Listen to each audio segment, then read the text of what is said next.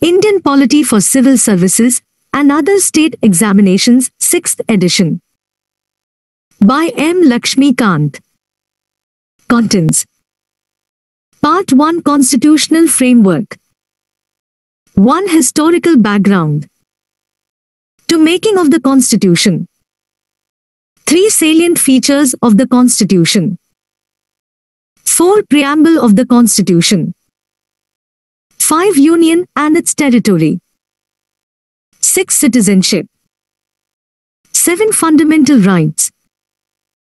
8. Directive principles of state policy. 9. Fundamental duties. 10. Amendment of the Constitution. 11. Basic structure of the Constitution. Part 2. System of government. 12. Parliamentary system. 13. Federal system. 14. Center, state relations. 15. Interstate relations. 16. Emergency provisions. Part 3. Central government. 17. President. 18. Vice President. 19. Prime Minister. 20. Central Council of Ministers. 21. Cabinet committees. 22. Parliament. 23. Parliamentary committees. 24. Parliamentary forums. 25. Parliamentary group. 26. Supreme Court. 27. Judicial review. 28. Judicial activism. 29. Public interest litigation. Part 4. State government. 30. Governor. 31. Chief Minister. 32. State Council of Ministers. 33. State Legislature. 34. High Court. 35. Tribunals. 36. Subordinate courts. 37. Special provisions for some states. Part 5. Local government. 38. Panchayati Raj. 39. Municipalities. Part 6. Union territories and special areas. 40. Union territories. 41. Scheduled and tribal areas. Part 7. Constitutional bodies. 42. Election Commission. 43. Union Public Service Commission. 44. State Public Service Commission. 45. Finance Commission. 46. Goods and Services Tax Council. 47. National Commission for SCs. 48. National Commission for STs. 49. National Commission for BCs. 50. Special Officer for Linguistic Minorities. 51. Controller and Auditor General of India. 52. Attorney General of India. 53. Advocate General of the State. Part 8. Non-constitutional bodies. 54. Niti Aayog. 55. National Human Rights Commission. 56. State Human Rights Commission. 57. Central Information Commission. 58. State Information Commission. 59. Central Vigilance Commission. 60. Central Bureau of Investigation. 61. Lokpal and Lokayuktas. 62. National Investigation Agency. 63. National Disaster Management Authority. Part 9. Other constitutional dimensions. 64. Cooperative societies. 65. Official language. 66. Public services. 67. Rights and liabilities of the government. 68. Special provisions relating to certain classes. Part 10. Political dynamics. 69. Political parties. 70. Role of regional parties. 71. Elections. 72 election laws. 73 electoral reforms. 74 voting behavior. 75 coalition government. 76 anti-defection law. 77 pressure groups. 78 national integration. 79 foreign policy. Part 11 working of the Constitution. 80 National Commission to review the working of the Constitution. Appendices. Appendix 1 Articles of the Constitution 1 to 395. Appendix 2 Subjects of Union, State, and Concurrent Lists. Appendix 3 Table of Precedents. Appendix 4 Constitutional Amendments at a glance. Appendix 5 Presidents, Vice Presidents, Prime Ministers, etc. Appendix 6 Chairpersons of the National Commissions. Part 1 Constitutional Framework. 1. Historical background. 2. Making of the Constitution. 3. Salient features of the Constitution. 4. Preamble of the Constitution. 5. Union and its territory. 6. Citizenship. 7. Fundamental rights. 8. Directive principles of state policy. 9. Fundamental duties. 10. Amendment of the Constitution. 11. Basic structure of the Constitution. 1. Historical background. The British came to India in 1600 as traders, in the form of East India Company, which had the exclusive right of trading in India under a charter granted by Queen Elizabeth I. In 1765, the company, which till now had purely trading functions, obtained the Diwani, i.e., rights over revenue and civil justice, of Bengal, Bihar and Orissa. This started its career as a territorial power. In 1858, in the wake of the Sepoy Mutiny, the British Crown assumed direct responsibility for the governance of India. This rule continued until India was granted independence on 15 August 1947. With independence came the need for a constitution. Hence, a Constituent Assembly was formed for this purpose in 1946, and on 26 January 1950, the Constitution came into being. However, various features of the Indian Constitution and polity have their roots in the British rule. There were certain events in the British rule that laid down the legal framework for the organization and functioning of government and administration in British India. These events have greatly influenced our constitution and polity. They are explained here in a chronological order under two major headings. 1. The Company Rule, 1773 to 1858. 2. The Crown Rule, 1858 to 1947. The Company Rule, 1773 to 1858. Regulating Act of 1773.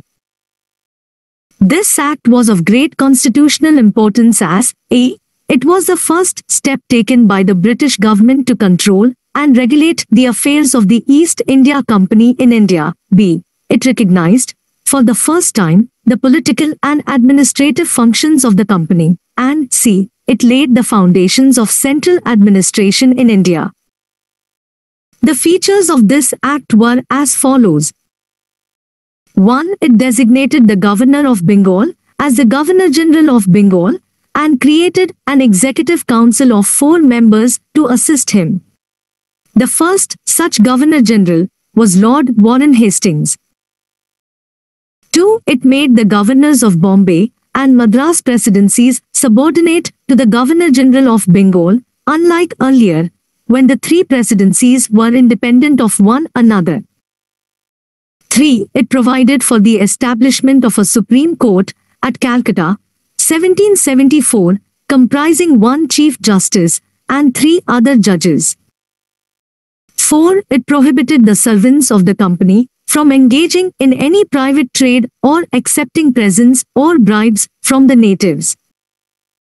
5. It strengthened the control of the British government over the company by requiring the Court of Directors, governing body of the company, to report on its revenue, civil, and military affairs in India. Amending Act of 1781.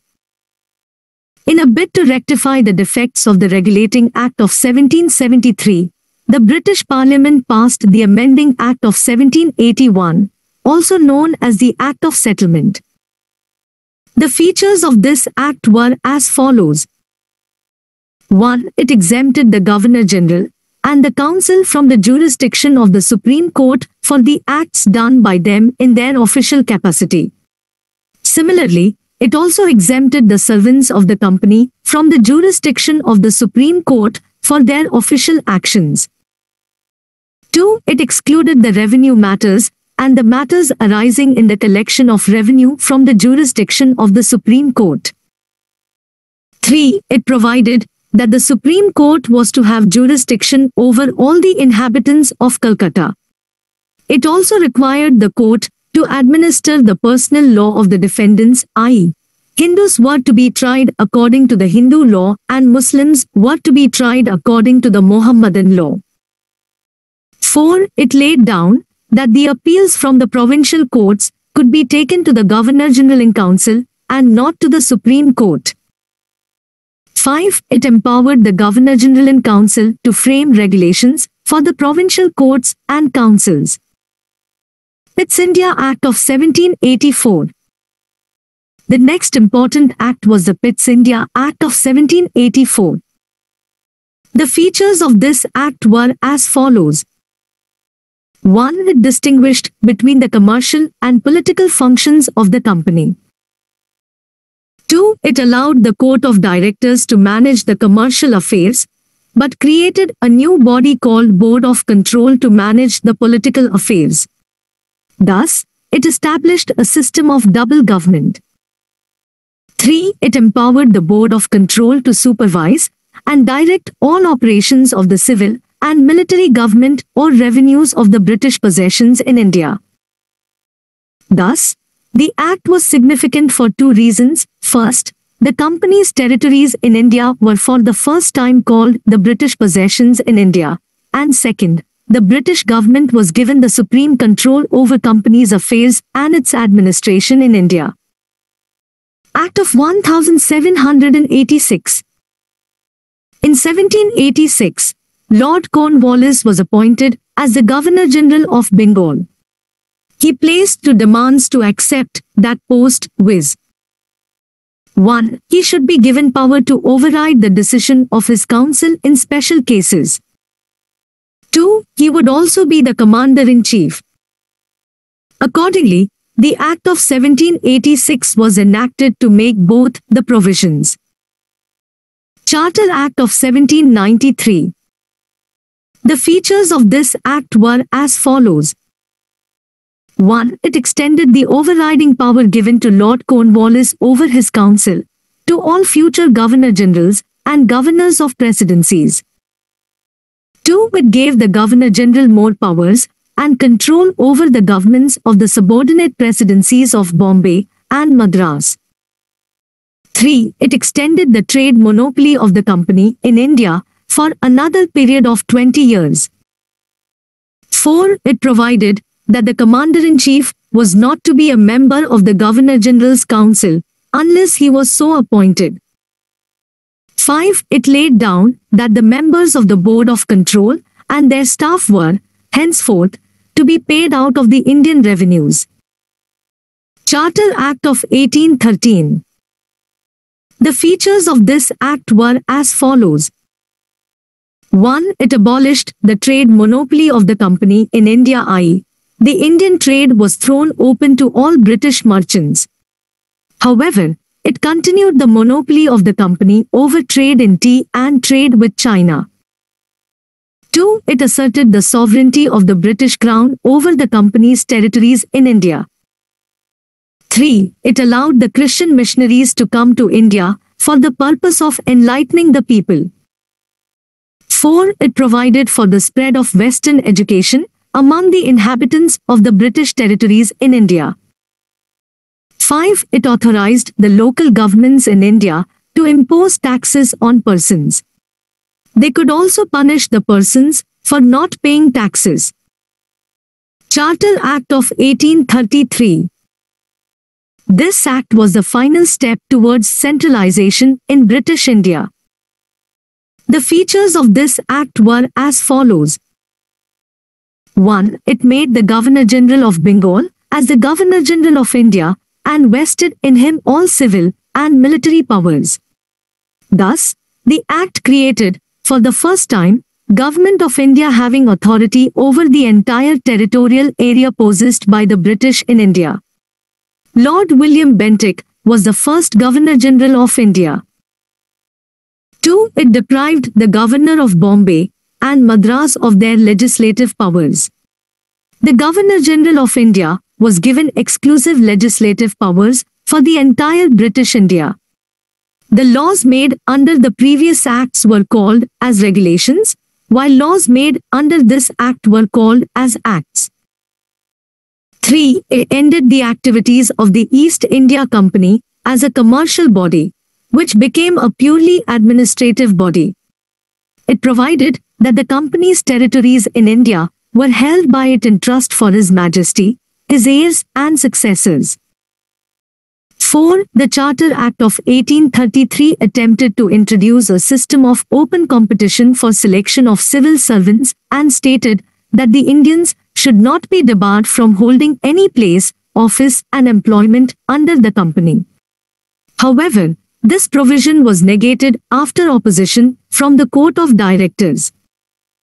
Charter Act of 1853. This was the last of the series of Charter Acts passed by the British Parliament between 1793 and 1853. It was a significant constitutional landmark. The features of this act were as follows. 1. It separated, for the first time, the legislative and executive functions of the Governor-General's Council. It provided for addition of 6 new members called legislative councillors to the council. In other words, it established a separate Governor-General's Legislative Council which came to be known as the Indian Central Legislative Council. This legislative wing of the council functioned as a mini-parliament, adopting the same procedures as the British Parliament. Thus, legislation, for the first time, was treated as a special function of the government, requiring special machinery and special process. 2. It introduced an open competition system of selection and recruitment of civil servants. The covenanted civil service was, thus, thrown open to the Indians also. Accordingly, the Macaulay Committee, the Committee on the Indian Civil Service, was appointed in 1854. 3. It extended the company's rule and allowed it to retain the possession of Indian territories on trust for the British Crown. But, it did not specify any particular period, unlike the previous charters. This was a clear indication that the company's rule could be terminated at any time the Parliament liked. 4. It introduced, for the first time, local representation in the Indian Central Legislative Council.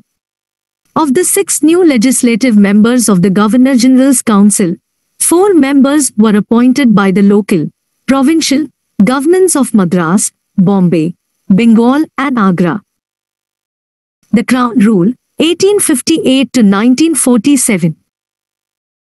Government of India Act of 1858. This significant act was enacted in the wake of the revolt of 1857, also known as the First War of Independence or the Sepoy Mutiny. The act, known as the Act for the Good Government of India, abolished the East India Company and transferred the powers of government, territories and revenues to the British Crown. The features of this act were as follows. 1. It provided that India, henceforth, was to be governed by, and in the name of, Her Majesty. It changed the designation of the Governor-General of India to that of Viceroy of India. He, Viceroy, was the direct representative of the British Crown in India. Lord Canning, thus, became the first Viceroy of India. 2. It ended the system of double government by abolishing the Board of Control and Court of Directors. 3. It created a new office, Secretary of State for India, vested with complete authority and control over Indian administration. The Secretary of State was a member of the British Cabinet and was responsible ultimately to the British Parliament. 4. It established a 15-member Council of India to assist the Secretary of State for India. The Council was an advisory body. The Secretary of State was made the chairman of the Council. 5. It constituted the Secretary of State in Council as a body corporate, capable of suing and being sued in India and in England. The Act of 1858 was, however, largely confined to the improvement of the administrative machinery by which the Indian government was to be supervised and controlled in England. It did not alter in any substantial way the system of government that prevailed in India. Indian Councils Act of 1861. After the Great Revolt of 1857, the British government felt the necessity of seeking the cooperation of the Indians in the administration of their country. In pursuance of this policy of association, 3 acts were enacted by the British Parliament in 1861, 1892 and 1909. The Indian Councils Act of 1861 is an important landmark in the constitutional and political history of India. The features of this act were as follows. 1. It made a beginning of the representative institutions by associating Indians with the lawmaking process. It, thus, provided that the Viceroy should nominate some Indians as non-official members of his expanded council. In 1862, Lord Canning, the then Viceroy, nominated 3 Indians to his legislative council, the Raja of Banaras, the Maharaja of Patiala and Sir Dinkar Rao. 2. It initiated the process of decentralization by restoring the legislative powers to the Bombay and Madras presidencies. It, thus, reversed the centralizing tendency that started from the Regulating Act of 1773 and reached its climax under the Charter Act of 1833. This policy of legislative devolution resulted in the grant of almost complete internal autonomy to the provinces in 1937. 3. It also provided for the establishment of new legislative councils for Bengal, Northwestern provinces and Punjab, which were established in 1862, 1886 and 1897, respectively. 4. It empowered the Viceroy to make rules and orders for the more convenient transaction of business in the Council. It also gave a recognition to the portfolio system, introduced by Lord Canning in 1859. Under this, a member of the Viceroy's Council was made in charge of one or more departments of the government and was authorized to issue final orders on behalf of the Council on matters of his departments. 5. It empowered the Viceroy to issue ordinances without the concurrence of the Legislative Council during an emergency. The life of such an ordinance was 6 months. Indian Councils Act of 1892. The features of this act were as follows. 1. It increased the number of additional, non-official, members in the central and provincial legislative councils, but maintained the official majority in them. 2. It increased the functions of legislative councils and gave them the power of discussing the budget and addressing questions to the executive. 3. It provided for the nomination of some non-official members of the A. Central Legislative Council by the Viceroy on the recommendation of the Provincial Legislative Councils and the Bengal Chamber of Commerce, and B. that of the provincial legislative councils by the governors on the recommendation of the district boards, municipalities, universities, trade associations, zamindars and chambers. The Act made a limited and indirect provision for the use of election in filling up some of the non-official seats both in the central and provincial legislative councils. The word election was, however, not used in the Act. The process was described as nomination made on the recommendation of certain bodies. Indian Councils Act of 1909. This act is also known as Molemento Reforms. Lord Morley was the then Secretary of State for India and Lord Minto was the then Viceroy of India. The features of this act were as follows. 1. It considerably increased the size of the legislative councils, both central and provincial. The number of members in the Central Legislative Council was raised from 16 to 60. The number of members in the provincial legislative councils was not uniform. 2. It retained official majority in the Central Legislative Council, but allowed the provincial legislative councils to have non-official majority. 3. It enlarged the deliberative functions of the legislative councils at both the levels. For example, members were allowed to ask supplementary questions, move resolutions on the budget, and so on. 4. It provided, for the first time, for the association of Indians with the executive councils of the Viceroy and governors. Satyendra Prasad Sinha became the first Indian to join the Viceroy's Executive Council. He was appointed as the law member. 5. It introduced a system of communal representation for Muslims by accepting the concept of separate electorate. Under this, the Muslim members were to be elected only by Muslim voters. Thus, the Act legalized communalism, and Lord Minto came to be known as the father of communal electorate. 6. It also provided for the separate representation of presidency corporations, chambers of commerce, universities, and zamindars. Government of India Act of 1919. On 20th August 1917, the British government declared, for the first time, that its objective was the gradual introduction of responsible government in India. The Government of India Act of 1919 was thus enacted, which came into force in 1921. This act is also known as Montagu-Chelmsford Reforms. Montagu was the Secretary of State for India, and Lord Chelmsford was the Viceroy of India. The features of this act were as follows. 1. It relaxed the central control over the provinces by demarcating and separating the central and provincial subjects.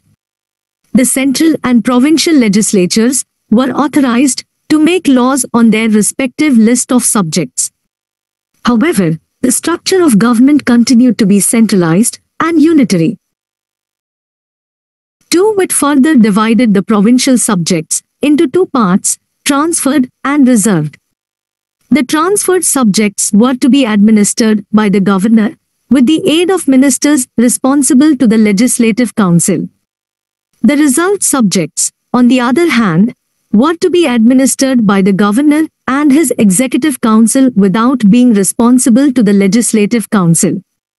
This dual scheme of governance was known as diarchy, a term derived from the Greek word diarch, which means double rule. However, this experiment was largely unsuccessful. 3. It introduced, for the first time, bicameralism and direct elections in the country. Thus, the Indian Legislative Council was replaced by a bicameral legislature consisting of an upper house, Council of State, and a lower house, Legislative Assembly. The majority of members of both the houses were chosen by direct election. 4. It required that the 3 of the 6 members of the Viceroy's Executive Council, other than the Commander-in-Chief, were to be Indian. 5. It extended the principle of communal representation by providing separate electorates for 6. Indian Christians, Anglo-Indians, and Europeans. 6. It granted franchise to a limited number of people on the basis of property, tax, or education. 7. It created a new office of the High Commissioner for India in London and transferred to him some of the functions hitherto performed by the Secretary of State for India. 8. It provided for the establishment of a Public Service Commission. Hence, a Central Public Service Commission was set up in 1926 for recruiting civil servants. 9. It separated, for the first time, provincial budgets from the central budget and authorized the provincial legislatures to enact their budgets. 10. It provided for the appointment of a statutory commission to inquire into and report on its working after 10 years of its coming into force. Simon Commission. In November 1927 itself, i.e., 2 years before the schedule, the British government announced the appointment of a 7-member statutory commission under the chairmanship of Sir John Simon to report on the condition of India under its new constitution. All the members of the commission were British, and hence, all the parties boycotted the commission. The commission submitted its report in 1930 and recommended the abolition of diarchy, extension of responsible government in the provinces, establishment of a Federation of British India and princely states, continuation of communal electorate, and so on. To consider the proposals of the commission, the British government convened 3 round-table conferences of the representatives of the British government, British India, and Indian princely states. On the basis of these discussions, a white paper on constitutional reforms was prepared and submitted for the consideration of the Joint Select Committee of the British Parliament. The recommendations of this committee were incorporated, with certain changes, in the next Government of India Act of 1935. Communal Award. In August 1932, Ramsay MacDonald, the British Prime Minister, announced a scheme of representation of the minorities, which came to be known as the Communal Award. The award not only continued separate electorates for the Muslims, Sikhs, Indian Christians, Anglo-Indians, and Europeans, but also extended it to the depressed classes, scheduled castes. Gandhiji was distressed over this extension of the principle of communal representation to the depressed classes and undertook fast unto death in Yerwada jail, Pune, to get the award modified. At last, there was an agreement between the leaders of the Congress and the depressed classes. The agreement, known as Pune Pact, retained the Hindu joint electorate and gave reserved seats to the depressed classes. Government of India Act of 1935. The Act marked a second milestone towards a completely responsible government in India. It was a lengthy and detailed document having 321 sections and 10 schedules. The features of this Act were as follows. 1. It provided for the establishment of an All India Federation consisting of provinces and princely states as units. The Act divided the powers between the centre and units in terms of 3 lists: Federal List, for centre, with 59 items, Provincial List, for provinces, with 54 items, and the Concurrent List, for both, with 36 items. Residuary powers were given to the Viceroy. However, the federation never came into being as the princely states did not join it. 2. It abolished diarchy in the provinces and introduced provincial autonomy in its place. The provinces were allowed to act as autonomous units of administration in their defined spheres. Moreover, the Act introduced responsible governments in provinces, that is, the governor was required to act with the advice of ministers responsible to the provincial legislature. This came into effect in 1937 and was discontinued in 1939. 3. It provided for the adoption of diarchy at the center. Consequently, the federal subjects were divided into reserved subjects and transferred subjects. However, this provision of the Act did not come into operation at all. 4. It introduced bicameralism in 6 out of 11 provinces. Thus, the legislatures of Bengal, Bombay, Madras, Bihar, Assam and the United Provinces were made bicameral, consisting of a legislative council, upper house, and a legislative assembly, lower house. However, many restrictions were placed on them. 5. It further extended the principle of communal representation by providing separate electorates for depressed classes, scheduled castes, women and labor workers. 6. It abolished the Council of India, established by the Government of India Act of 1858. The Secretary of State for India was provided with a team of advisors. 7. It extended franchise. About 10% of the total population got the voting right. 8. It provided for the establishment of a Reserve Bank of India to control the currency and credit of the country. 9. It provided for the establishment of not only a Federal Public Service Commission, but also a Provincial Public Service Commission and Joint Public Service Commission for 2 or more provinces. 10. It provided for the establishment of a federal court, which was set up in 1937. Indian Independence Act of 1947. On 20th February 1947, the British Prime Minister Clement Attlee declared that the British rule in India would end by 30th June 1948, after which the power would be transferred to responsible England. This announcement was followed by the agitation by the Muslim League demanding partition of the country. Again on 3rd June 1947, the British government made it clear that any constitution framed by the Constituent Assembly of India, formed in 1946, cannot apply to those parts of the country which were unwilling to accept it. On the same day, 3rd June 1947, Lord Mountbatten, the Viceroy of India, put forth the partition plan, known as the Mountbatten Plan. The plan was accepted by the Congress and the Muslim League. Immediate effect was given to the plan by enacting the Indian Independence Act, 1947. The features of this act were as follows.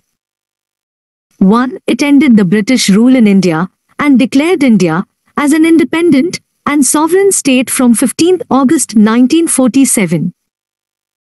2. It provided for the partition of India and creation of 2 independent dominions of India and Pakistan with the right to secede from the British Commonwealth. 3. It abolished the office of Viceroy and provided for each dominion a Governor-General who was to be appointed by the British King on the advice of the Dominion Cabinet. His Majesty's government in Britain was to have no responsibility with respect to the government of India or Pakistan.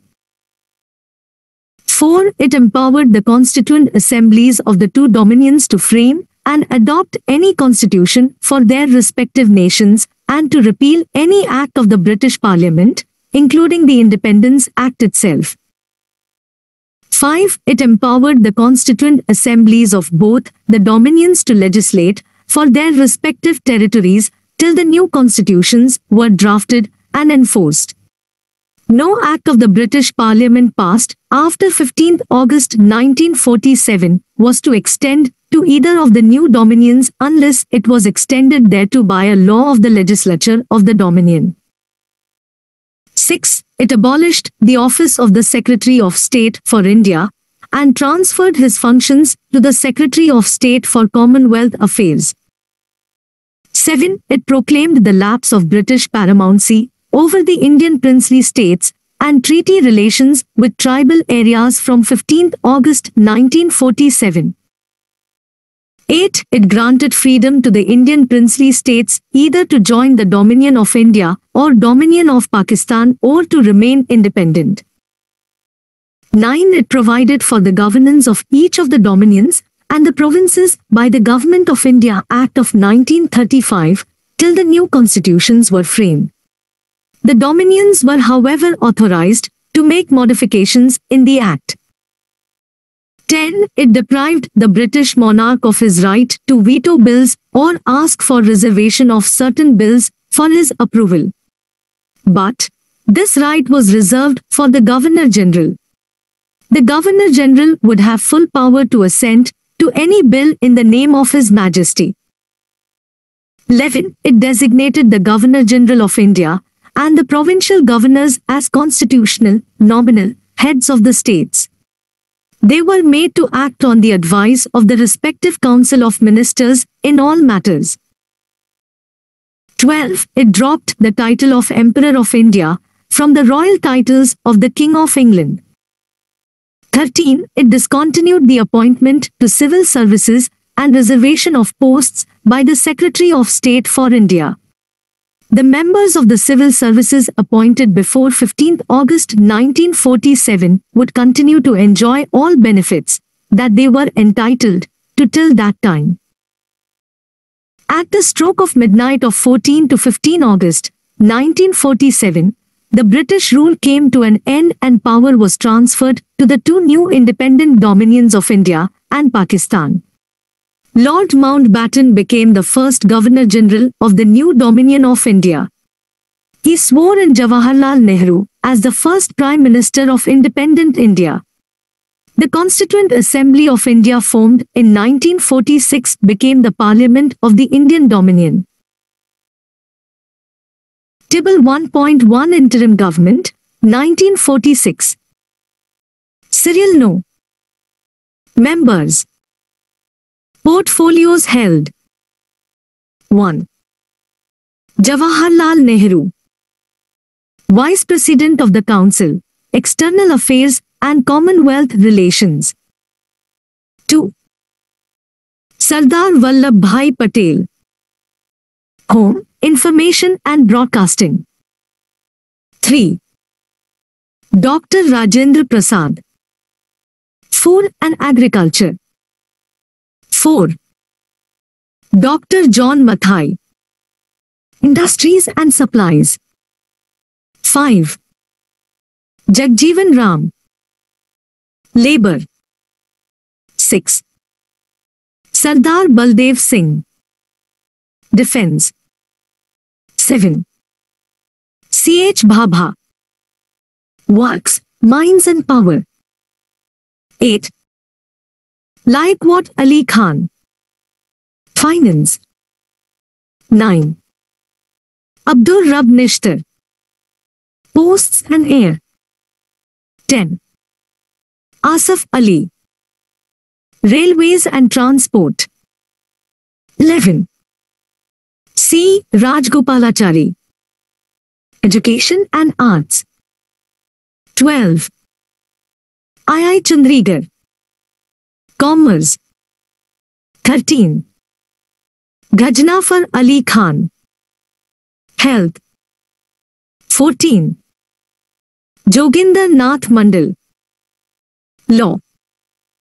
Note, the members of the interim government were members of the Viceroy's Executive Council. The Viceroy continued to be the head of the council. But Jawaharlal Nehru was designated as the Vice President of the Council. Table 1. To First Cabinet of Free India, 1947. Serial Number. Members. Portfolios held. 1.